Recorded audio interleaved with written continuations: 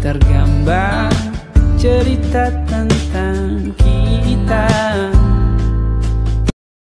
Assalamualaikum, selamat pagi Bunda. Selamat pagi. Terima kasih Bunda ya atas kesediaannya menjadi narasumber bagi saya. Oke, Bunda, ceritanya ini saya nggak mewawancarai Bunda terkait dengan bagaimana Bunda mengatasi kasus-kasus yang ada di sekolah Bunda. Diperkenalkan ya Bunda? Boleh.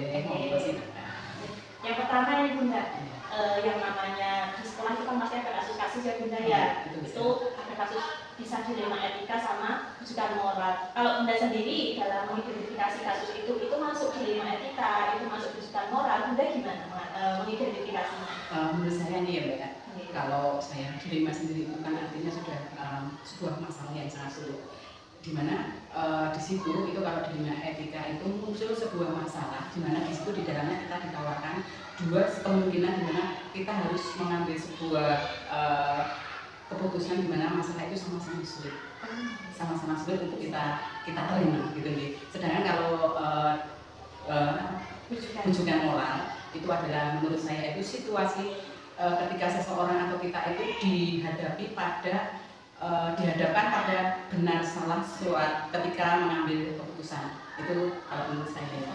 Berarti kan Bunda kan sudah lumayan ya Bunda ya, di sini sudah ada 1 tahun lebih, ya. Terus juga pernah mengalami itu tadi ya Bunda ya. Lalu Bunda, ketika Bunda itu mengambil keputusan, terutama kasus yang dilema etika tadi Bunda, itu Bunda menjalankan keputusannya itu bagaimana Bunda?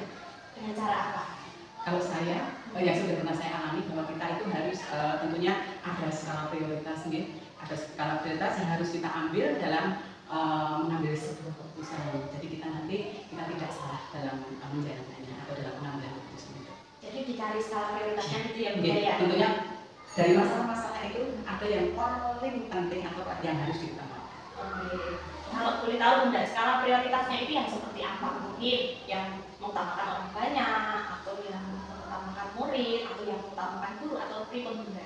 Kalau skala prioritas di sini ya, menurut saya, misalnya ada sebuah permasalahan yang kita hadapi itu, misalnya tentang murid, ya tentang murid ataupun guru sama. Jadi nanti kita ambil permasalahan yang sangat penting sekali, yang sangat mendesak sekali yang harus segera kita laksanakan. Itulah yang kita ambil terlebih dahulu. Kalau masalah-masalah itu bisa kita tunda yang lain, ya itu kita tunda dulu. Yang penting skala prioritas yang paling penting kita utamakan. Yang paling mendesak baik itu dari murid, guru, itu harus seperti itu menurut pendapat saya. Lalu Bunda, ketika Bunda tadi kan mau mengambil keputusan ya Bunda ya, langkah-langkahnya pribun Bu. Ketika ada itu kasus dilema, Bunda tuh langkah-langkahnya gimana nih? Apa harus aku dulu, Kalau saya, kita harus duduk bersama dari semua pihak ya. Mungkin ada masalah yang bisa kita selesaikan dalam saat itu juga, tetapi ada masalah-masalah yang penting yang harus kita itu harus duduk bersama, menyelesaikan bersama. Dan masalah itu mungkin ada yang tidak bisa diselesaikan pada saat itu. Mungkin karena situasi dan kondisi harus mengundang mungkin wali murid atau stakeholder yang ada di situ, jadi nanti kita akan jadwalkan, kita pecahkan bersama di mana baiknya sehingga permasalahan bisa terselesaikan. Oke, berarti langkahnya ada kalau bisa dilaksanakan saat itu dia ya. Tapi kalau memang memerlukan orang lain, berarti untuk jadwal. Lalu Bunda, selama ini pun pengalaman Bunda, apa sih menurut Bunda yang paling efektif ketika Bunda mengambil keputusan? Menurut saya bahwa kita atau saya sebagai kepala sekolah itu kita harus menjalin kerjasama atau komunikasi yang baik itu dengan semua pihak, baik itu dengan murid, baik itu dengan komite, atau baik dengan stakeholder yang ada di sekitar kita. Kita duduk bersama, kita jalin hubungan yang baik sehingga apapun yang kita hadapi hasilnya akan bisa terselesaikan dengan baik dan mendapatkan sesuatu yang maksimal. Tapi intinya di komunikasi ya Bunda ya, komunikasi dengan semuanya. Betul sekali, itu yang terpenting. Terus Bun, lalu kira-kira ada nggak nih Bun tantangannya ketika Bunda mengambil keputusan itu? Tantangannya tetap ada Mbak. Apa Bun? Bahwa kita itu benar tantangannya ketika kita itu mengambil keputusan, kita harus benar-benar bijak menghadapi keputusan itu. Karena apa? kita salah mengambil kebijakan, banyak orang nanti yang akan dirugikan. Jadi kita harus benar-benar selektif, harus benar-benar dengan hati, kita melihat situasi kondisi yang kita hadapi itu seperti apa. Gitu. Jadi memang benar dibutuhkan kebijaksanaan yang harus teliti, dipikir akibatnya seperti apa, efeknya seperti apa. Jangan sampai nanti kita mengambil kebijakan saat ini, nanti efeknya justru akan merugikan orang lain. Jadi memang benar-benar harus kita teliti, kita sikapi dengan baik. Ya, benar. Sudah mulai ada pencerahan ini Bunda ya. Iya Mbak, betul. Nah, tadi kan Bunda juga mengatakan ya kalau mengatasi penyelesaian itu ada dua ya, kalau misal dilakukan saat itu ya dilakukan saat itu. Kemudian kalau memang diperlukan orang lain berarti ada perlu penjadwalan yang beda ya. Nah, kira-kira nih Bunda yang selama ini Bunda lakukan ini lebih banyak ke yang langsung seketika atau penjadwalan? Ada beberapa masalah Mbak di sini yang sudah pernah saya atasi. Kalau kaitannya dengan siswa itu yang kaitannya dengan kedisiplinan dan yang enggak begitu fatal itu bisa kita langsung atasi. Tetapi kalau itu nanti kaitannya dengan anak dan berkaitan dengan orang tua, dengan wali murid, itu tetap kita selesaikan, tetapi dengan terjadwal. Karena kemarin juga ada kasus di mana anak di sini itu mainan kemudian ya anak-anak ada berlebihan, terus ada disliding, kemudian jatuh. Nah, kebetulan yang di itu anaknya itu sampai nah, karena seperti itu kita tidak bisa selesaikan pada saat itu juga, tapi kita harus mengkondisikan dengan kedua belah pihak orang tua, kemudian kita kondisikan, kita temukan kedua belah pihak itu biar nanti tidak salah salah pengertian ketika kita hanya mengambil satu pihak mungkin beda, tetapi kan sudah kita temukan, kita bicarakan, nanti ya sudah nanti semua pihak akan ini salah, ini benar, kita jalin hubungan yang baik, akhirnya permasalahan bisa kita pecahkan bersama-sama dengan itu tadi kita menjadwalkan yang jelas karena orang tua atau wali itu kan punya eksistensi. Berarti pun kalau dilihat kalau yang kasus kemarin itu sekitar berapa hari dari waktu kejadian untuk penjadwalannya?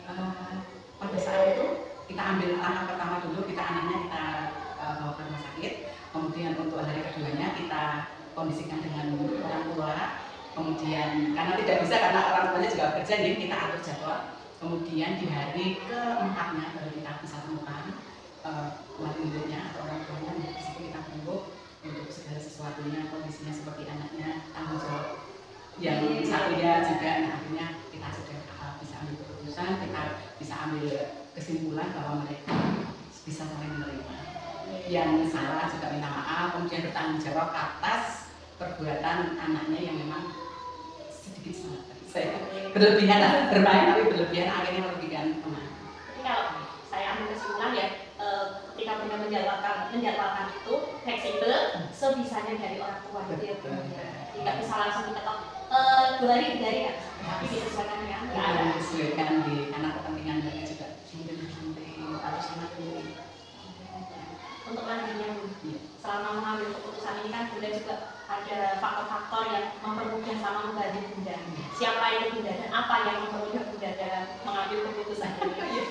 Tentunya kita kalau mengambil keputusan itu tentu ada seseorang yang membantu kita, apalagi teman-teman yang bersekolah, bapak ibu yang kita anggap mampu atau bisa untuk diajak bicara untuk menyelesaikan sebuah permasalahan di sekolah, ataupun nanti kita kalaupun bapak ibu guru itu belum bisa, mungkin kita bisa nimbali komite yang mungkin saya anggap bisa dan mampu untuk dimintai pendapat untuk menyelesaikan tentunya masalah-masalah yang ada di sekolah, sehingga nanti sebuah permasalahan yang kita hadapi itu bisa terselesaikan.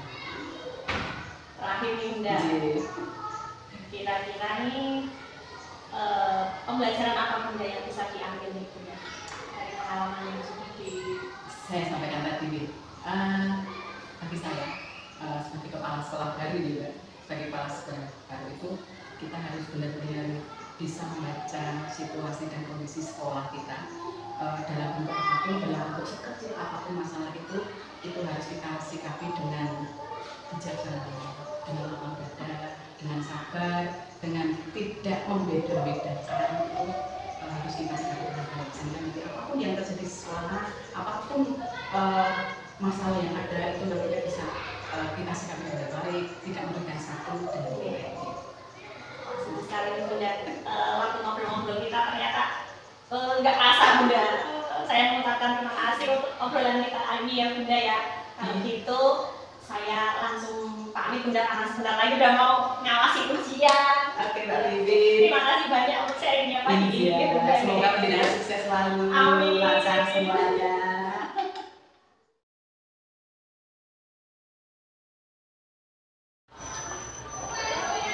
Assalamualaikum Bunda. Waalaikumsalam Bu Bibi. Sehat Bunda? Kabarnya? Alhamdulillah sehat. Bunda, pada siang ini saya mohon izin dari Bunda untuk kita ngobrol-ngobrol nih Bunda. Untuk siang ini Bunda kita mau ngobrol tentang kasus-kasus yang ada di sekolah yang selama ini Bunda resmi jalani di sekolah kita Bunda. Bunda, selama ini kan kalau di sekolah ini kan ada kasus-kasus ya Bunda ya. Kasusnya itu kan ada dilema etika dan juga rujukan moral. Nah, kalau dari Bunda Rismi sendiri untuk membedakan antara itu dilema etika atau rujukan moral itu pripun Bunda caranya? Kalau yang dilema etika itu mungkin yang ada unsur-unsur mengenai kebajikan atau kebaikan. Tetapi kalau dilema moral mungkin yang apa ya, ada hubungannya dengan benar atau salah. Berarti kalau dilema etika itu semuanya benar gitu Bun. Ada dua kasus, yang A benar, yang B benar, terus bingung ini yang mau gambar seperti itu ya. Kalau rujukan moral yang satu sudah jelas benar, yang satu sudah jelas salah. Itu gitu ya. Betul. Yang kedua Bun, selama Bunda ini mengambil keputusan tadi, kalau misalnya kita mengalami dilema etika Bun, itu kan ada dua yang sama-sama benar. Nah, ketika Bunda mau mengambil keputusan tadi yang sama-sama benar, ini pun Bunda caranya? Ya, tidak boleh tergesa-gesa ya Bu, itu harus kita pertimbangkan, harus kita pikirkan dengan baik, jangan sampai melukai kedua-duanya. Jadi buat apa ya, seperti diajak komunikasi keduanya, dibuat kesepakatan atau apa ya, biar kedua belah pihak itu bisa menerima dengan baik, dengan lapang dada. Lalu itu memang harus duduk bersama, dimusyawarahkan, dirembuk ape-ape, biar apa ya, dipahamkan jika ini benar, tidak apa ya, walaupun benar tapi di satu sisi ada dari sini salah, makanya harus duduk bersama, dipahamkan agar semua bisa legowo untuk menerima dengan apa ya, tidak ada rasa dendam lagi seperti itu. Jadi kedua belah pihak harus merasa legowo semua gitu ya Bun ya. Seperti itu, gimana Bu Bibi, benar Bun. Dan keputusannya tidak boleh berat sebelah. Tidak boleh milih salah satu gitu, semuanya harus terakomodasi gitu ya. Kemudian Bun, untuk selanjutnya Bun, langkah-langkah pripun Bun ketika Bunda tadi menghadapi dilema etika tadi, langkah-langkah yang boleh dilakukan? Yang pertama mungkin kita perlu berdiskusi dengan teman. Ini ada permasalahan seperti ini, mungkin teman yang dianggap lebih dewasa, atau kalau kadang saya itu ngobrol-ngobrol selain sama teman, sama suami saya itu kadang juga ngobrol, seperti ini, jika ada kasus seperti ini paknya gimana. Ya tentunya tidak boleh gusah-gusuh gitu, mungkin harus dengan hati-hati, cermat, jangan sampai ada yang terlukai. Ngomong lah, pokoknya ngomong sijilan-sijine, tidak boleh apa yang ada apa, iki sing salah, iki sing tak bener, tidak boleh seperti itu. Harus pokoknya ada rasa menghargai satu dengan yang lainnya. Orang kenal terus menjadis atau nuduh lah, pokoknya harus bareng-bareng dibuat pemahaman, kesepakatan, biar tidak ada yang terluka itu tadi, dan harus sama-sama menjaga perasaan biar apa ya, mong-mongnya itu ada, jangan sampai kemudian timbul rasa yang tidak mengenakan. Berarti intinya di ngomongnya tadi ya Bu, kedua belah pihak harus diomong gitu. Iya. Lalu Bun, untuk pertanyaan selanjutnya, yang selama ini Bunda anggap efektif dalam mengambil keputusan ini, pripun Bun? Yang paling efektif itu ya kayaknya kalau duduk bersama, terus diajak sharing permasalahannya apa, terus kita sepakati kalau seperti ini bagaimana sehingga dia legowo nompo, mau berubah, mau menyadari kesalahannya, dan harapannya juga lebih baik lagi. Berarti intinya duduk bersama, sharing, ya.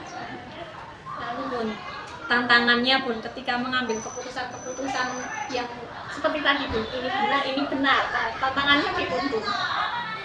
Ketika mengambil keputusan ini loh, saya tuh kok merasa kalau ngeboti ini jadi seperti ini. Ya, kembali lagi ke aturan, kembali ke aturannya. Walaupun ini dianggap benar, ini dianggap benar, ya kadang berat ya Mbak Pipin, tapi memang dikembalikan lagi pada aturan-aturan rambu-rambu yang ada, diluruskan dulu rambu-rambu. Aturannya seperti ini, kalau bisa ya mari kita perbaiki, kita usahakan sebaik mungkin diperbaiki apa yang dianggap benar ternyata kurang pas tadi, ditunjukkan aturan yang ada sehingga harapannya ya mau berubah. Tapi kalau tidak mau berubah, kembali ke personalitinya, ke karakter yang bersangkutan lagi ya Bu. Biasanya memang ada hal-hal atau karakter-karakter yang sulit untuk berubah, itu memang di setiap sekolah itu mesti ono, karena mungkin dia di zona nyaman. Saya menyadari untuk berubah dari zona nyaman itu memang tidak nyaman dan sulit, apalagi apa ya, sudah terbiasa seperti itu. Kalau saya kemudian saya kembalikan lagi pada pribadinya, ayo kalau mau berubah, ayo kita bekerja, kalau bisa dilandasi rasa ikhlas dengan niat ibadah, orang kok koyo melu londo sehingga bekerja itu memang benar-benar dengan hati yang ikhlas, ya, jangan ada rasa terpaksa. Karena hubungan ini semua itu ada hubungan, mesti sebab akibat. Kalau kita seperti ini, nanti akhirnya seperti ini. Seperti makanan yang kita makan pun kita harus tahu ini halal atau haram. Nek halal ya insya Allah membuat badan sehat, anak-anak juga tumbuh dengan soleh-solehah. Tapi kalau makanan yang kita makan ki kok orang halal, ya bahaya nih awake dhewe, mungkin sakit, mungkin apa, mungkin tidak seketika itu Mbak Ibi. Di kemudian hari baru muncul hal itu. Seperti itu Mbak Ibi. Jadi memang benar harus kita kembalikan pada aturan yang ada, kita sadari aturannya, kita pelajari, pahami bersama aturannya, biar dia juga mengerti, tidak merasa digurui, bisa menerima dengan legowo, dengan hati yang baik. Jadi intinya dikembalikan lagi ke peraturan gitu. Iya. Dan juga dilihat dari sisi religinya, ini halal, ini haram kayak gitu. Lalu Bu Ris, ketika tadi ada kasus seperti tadi Bu Ris, ini Bu Ris ini punya jadwal nopo tidak Bu dalam mengambil keputusan ini Bu Ris? Saya itu tidak mesti ya Mbak Pipin. Kalau mungkin kalau melibatkan orang luar ya kita buat jadwal, karena kita kan juga perlu mengundang, ngaturi, melihat waktunya. Tetapi kalau hanya pindahan sekolah kedua, mungkin bisa seketika itu dilakukan, kita aturi ke kantor atau bagaimana, kita minta ke kantor, kita berdiskusi, duduk bareng, dipikirkan bagaimana baiknya.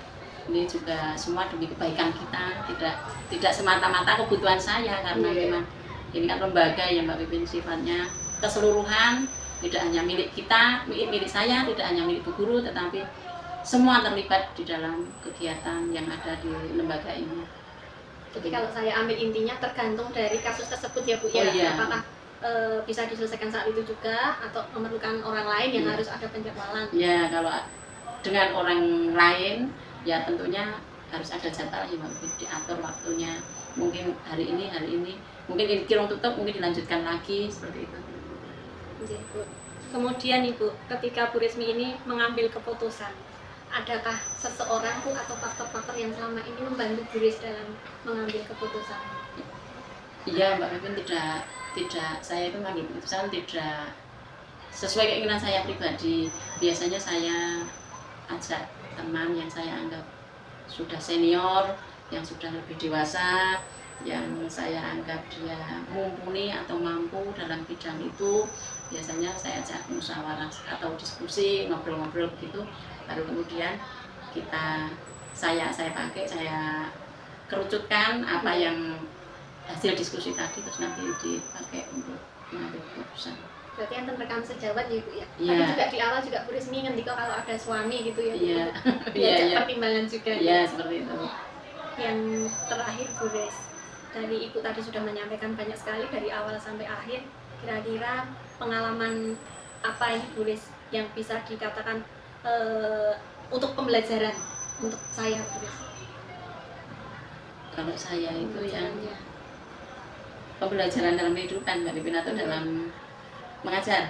Dalam mengambil keputusan Oh, tadi. dalam mengambil keputusan itu ya pengalaman yang paling baik yang saya anggap bagus itu kalau kita berdiskusi dengan teman yang dianggap mampu, ya hasilnya juga akan baik, akan lebih maksimal sehingga bisa apa ya namanya dilaksanakan atau diselamatkan bareng-bareng, dilakukan bareng-bareng dan hasilnya biasanya lebih maksimal kalau kita diskusi dulu. Lain dengan saya ngambil keputusan sendiri, kadang-kadang ada wah seperti ini, ada yang tidak cocok atau bagaimana. Tetapi kalau itu sebelumnya sudah saya ajak diskusi dengan teman yang saya anggap lebih senior, lebih dewasa di sekolah ini, biasanya juga hasilnya akan lebih bisa diterima Lebih oleh bijaksana juga ya mungkin karena kan sudah dipikirkan oleh banyak orang dan ya, lebih senior, lebih berpengalaman. iya seperti itu Mbak Pipin. Bu Res, ini sepertinya untuk wawancaranya atau ngobrol-ngobrolnya cukup sekian mawon. Terima kasih banyak untuk waktu yang sudah diberikan Bu Res ke saya. Oke. Terima kasih.